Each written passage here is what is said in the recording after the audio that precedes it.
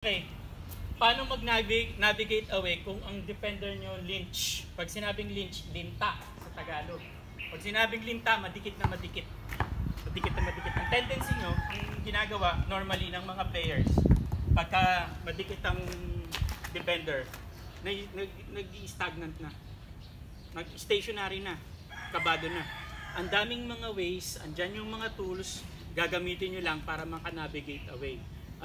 Ano yung isang navigation? Halimbawa, ikaw yung primary defender, ikaw yung offensive. Pero kunwari ako muna ikaw.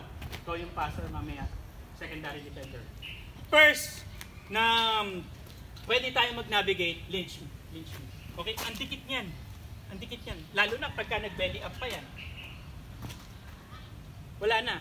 Isang galaw mo lang dyan, pagka nag-jab ka dyan, nag-cross step ka dyan, pwede ka nang tawagan ng offensive foul, tutumba na lang yan. Okay? So, ang gagawin mo, pull back. Pull back. Okay? Yun yung isang way. Pagka pull back mo, ang daming mo nang pwedeng gawin. Pagka pull back mo, sumunod man yan kasi nagmi-mirror yan eh. Boom! Attack. Load.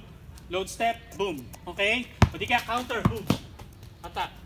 So, pull back. Isa pang way to navigate away. Halimbawa, ganyan. Nakakuha ka ng bola. Arc hesitation. So, meaning ng arc, ayan yung 3-point line, yan yung arc, sundan mo yung 3-point line. Okay? So, you navigate away. Navigate away, then boom! Attack. Pwede ka rin mag-counter. Okay? Third, yung galing sa pass. Galing sa pass. Ito, kasi once na nag-triple, ang tendency kasi, lalo na pagka magagaling dumipensa, once na nag-triple threat ka, wala na, patay na. Andiyan na yung defender eh. So, ang gagawin nyo, wala pa sa inyo yung bola, make some reads ka agad. Okay? Saan ako atake? Ganyan. And then embrace him. Pin him down. Boom! Attack. Or, pin him down. Boom! Rip. Okay? Yun yung mga ways para mag-navigate away pagka lynch yung defender. Okay? Gawin natin doon sa mga drill. Passer, secondary defender, primary defender, offense. Okay, you pull back muna and then you explode. Okay?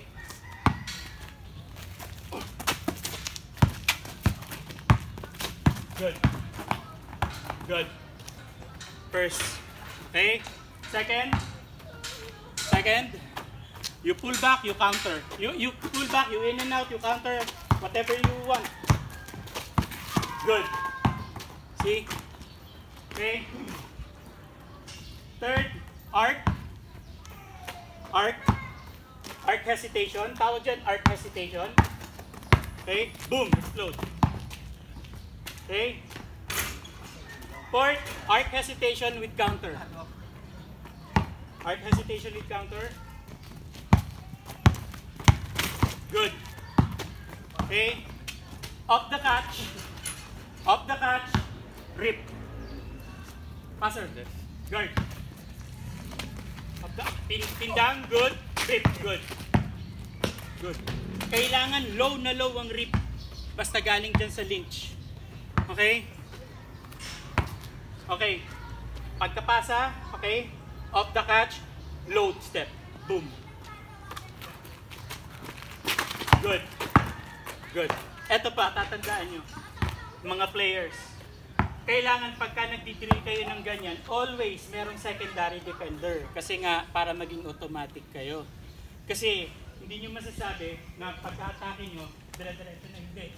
So always, kaya ako naglalagay ng secondary defender palagi para masanay kayo kung ano yung mga finish na gagawin ninyo. So yan ang mga gagawin ninyo pagka nalilinch kayo o nadidikitan kayo, lalo na sa mga palaro-laro natin dito sa half court, nalilinch kayo, lalo na sa half court kasi doon matibay yung lynch eh, na defense eh, masikip yan eh, yan lang naman yung court eh, hindi ka makakatakbo kung saan-saan. So wag magpanik, okay? First key, wag magpanik, okay? Hanapin yung mga tools, andyan yung mga tools sa court, okay?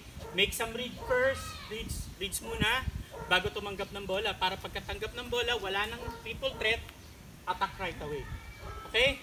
So good job guys. Good job.